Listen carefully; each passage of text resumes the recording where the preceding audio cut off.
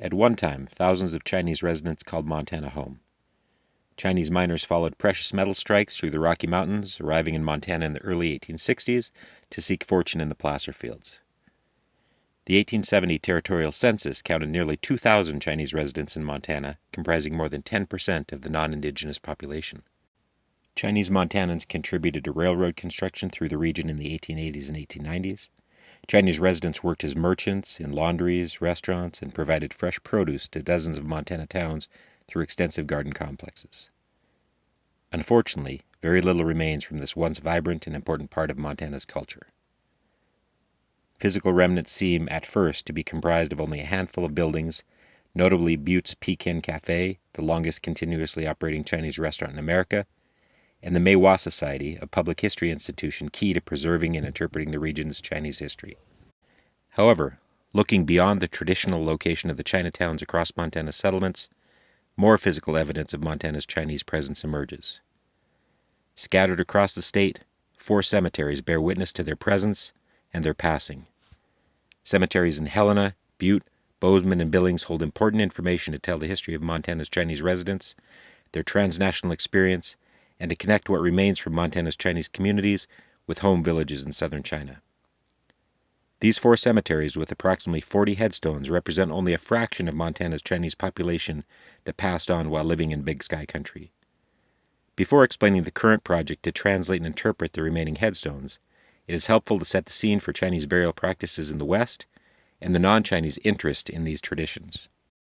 From Montana's earliest newspaper accounts, non-Chinese reporters and readers showed a fascination with Chinese religious and burial practices. A funeral for Lung Yo, a Chinese woman who died in Virginia City in May 1867, caused a serious spectacle. The report noted, "Intensely interested, with wide, distended eyes and a most ludicrous desire to see who could get nearest the grave without falling in, were several hundred people of every nationality represented in Montana, all in one conglomerate mass, mounted on horses, wagons. While a portion stood on the earth, none stood on their dignity." Montana's newspapers reveled in coverage of Chinese burial practices and religious ceremonies. For Chinese Montanans, in a strange land far from home, continuation of spiritual practices provided comfort and cultural continuity. While many newspaper accounts do detail Chinese burial practices, very few images of burial processes exist. The only confirmed photographs of a Chinese burial procession in Montana are from Missoula, with the exact date uncertain, but likely from a ceremony reported in an 1891 article that noted, "The Chinese funeral held Sunday was a gorgeous affair, witnessed by nearly the entire population of Missoula. The usual supply of pig and other mysterious edibles was on hand. Lamentations were numerous. The personal effects of the deceased were burned, thereby obviating any possibility of their being wrangled over by the many heirs present." Most Chinese settlers in Montana and throughout the West did not intend for their remains to reside permanently in American soil. Chinese beliefs emphasize that one's bones must reside in Chinese soil, honored and tended to by respectful descendants, for the spirit to be happy, and for the connection between the living and those who had gone before to be maintained. Reports in Montana's newspapers indicated familiarity with the practice of exhuming bones to be returned for reburial in China. For anti-Chinese forces, this practice confirmed that Chinese migrants were not fit to become American citizens. An 1871 article in a Missoula newspaper noted the practice and that Chinese residents cling to idolatry and heathenism with the tenacity of life, are superstitious barbarians whose hatred of our institutions and country is so deeply implanted that they will not so much as make our soil the receptacle for their dead. Answering these criticisms, Butte's Quan Loy noted, "The bodies of his countrymen shipped back to China for the same reason that bodies of Eastern people who die here are sent back east, so that they can be laid beside relatives." Because of the temporary nature of first burial in Montana soil, permanent stone markers were not needed. Early Chinese burial sites were marked with wooden headboards with black ink noting the name, date of birth and death, and home village location. No known examples of these markers survive for Montana's Chinese, as they were, by definition and material, temporary, only serving a purpose until the person's remains were exhumed and returned for reburial in the home village. A 1913 article in a Bozeman newspaper noted the process of exhumation and return of remains. The bones of 9 Chinese taken from the graveyard are now on their way to China for their last rest with their ancestors. The cost of this work is borne by the dead man's relatives or societies. A 1921 article described the type of container used to transmit remains.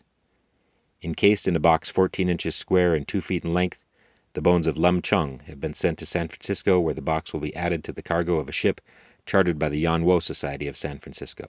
While it is true that most Chinese Montanans who died in the West hoped for and realized the return of their remains to China, by the early 20th century a shift occurred. More Chinese Montanans' graves began to feature stone markers. These headstones, written in Chinese characters, commemorate Chinese Montanans and hold key information to more fully understand their experiences and transnational connectedness. The use of more permanent stone markers indicates an increasing identification with Montana as home. Some of this may be due to family formation, which, though difficult for a variety of reasons, became more possible in the early 20th century. With children born in America and thus becoming American citizens through the only route open to people of Chinese ethnicity, it was reasonable to assume that descendants would be present to honor and tend to the graves through ritual observances. The Chinese section of Bozeman's Sunset Hills Cemetery features a handful of well-preserved tombstones. In contrast to other cemeteries in Montana, the Chinese section of Bozeman's burying ground is in the center of the well-maintained cemetery. It is likely that the Chinese section was initially on the edge of the cemetery and that expansion of the ground spread beyond the initial bounds. In contrast, the Chinese section of Mountain View Cemetery in Billings is perched on the edge of the grounds, a feature common to many Chinese sections which indicates the struggle for inclusion into society Chinese migrants felt both in life and death. Billings once served as a collection point for Chinese remains from eastern Montana, the Dakotas, Wyoming, and Nebraska. Several headstones in the Billings Cemetery are deteriorating rapidly, making cataloging of their information and attempts at preservation urgently needed.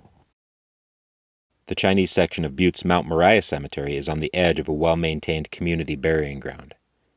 Butte once featured a Chinese population of close to 1,000 and has the largest number of Chinese headstones.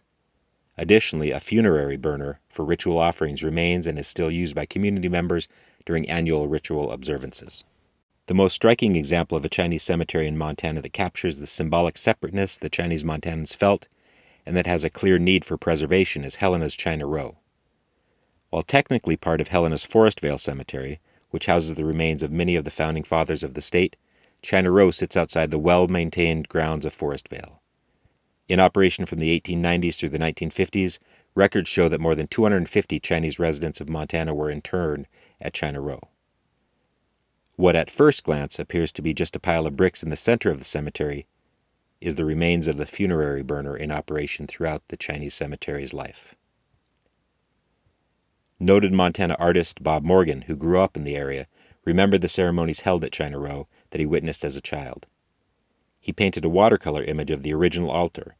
The painting is now part of the collection of the Montana Historical Society. They moved all the Chinese over adjacent to the cemetery. We were the people at the Historical Society. Somebody asked me if I knew where the Chinese cemetery was. And I used to watch the funerals when I was a little guy. And there was an altar there. And it was built out of brick. It was with a round top on it. And then it was open. We'd watch, they'd put all the food for the journey in there. And I remember the gongs and things they had. It was quite a thing. And we'd wait till everybody left, and then we'd go see what kind of food they put in there. While there have been attempts to translate a handful of the headstones from the Chinese cemeteries across the state, each attempt rendered the written characters into spoken Mandarin. Montana's Chinese residents and Chinese migrants throughout the American West were not Mandarin speakers, thus the resulting Mandarin-based pronunciation of individual and place names does not equate with how these individuals would have pronounced their own names or home villages. This makes it nearly impossible to find evidence of these individuals in the English-based sources to build a more complete understanding of their journey to and lives in Montana. Sometimes it is noted that Chinese in America spoke Cantonese, a natural assumption as most Chinese migrants to North America were from Guangdong Province.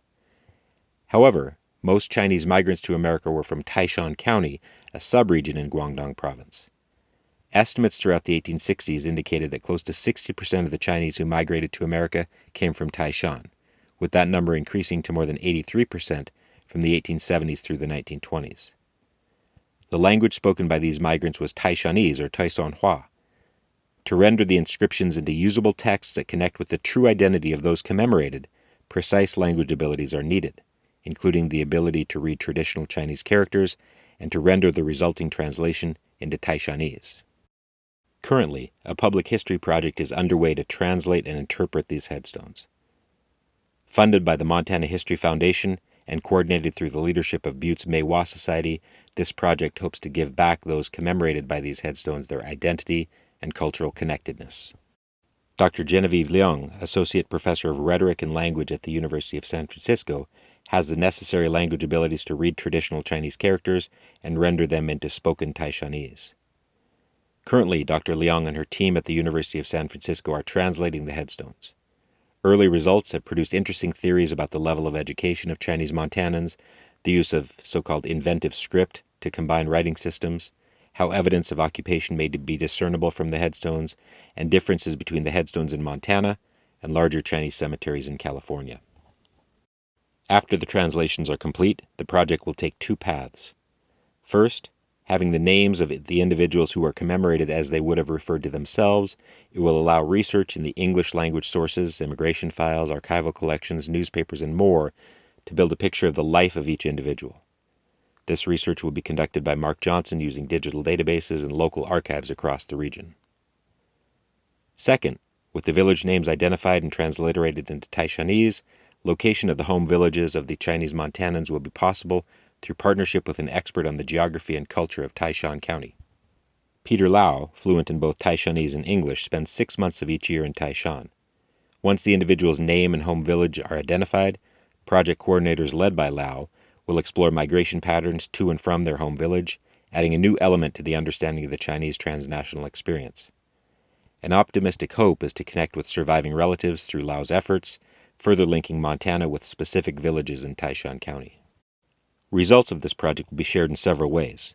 First, interpretive signs at the cemeteries will explain the transnational experience of Chinese Montanans and help visitors understand the details of their lives. Next, in conjunction with the annual Qingming Tomb Sweeping Festival hosted by Butte's Meiwa Society, a teacher training workshop will bring 20 educators from across the state to Butte to learn about the history of the region's Chinese communities. Additionally, it is hoped that observance of tomb sweeping could be expanded to the other 3 cemeteries to recognize, maintain, and preserve these important sites in Montana's history. Finally, the project results will be accessible at www.bigskychinese.com. Through the generous support of the Montana History Foundation, the leadership of the Meiwa Society, and the talents of the team of translators and researchers, a more complete understanding of the transnational experience of Chinese Montanans will be achieved. Ultimately, it is hoped that these combined efforts will help commemorate this group so important to the region's development, and to restore for each person commemorated their identity and connection with their culture. Thank you.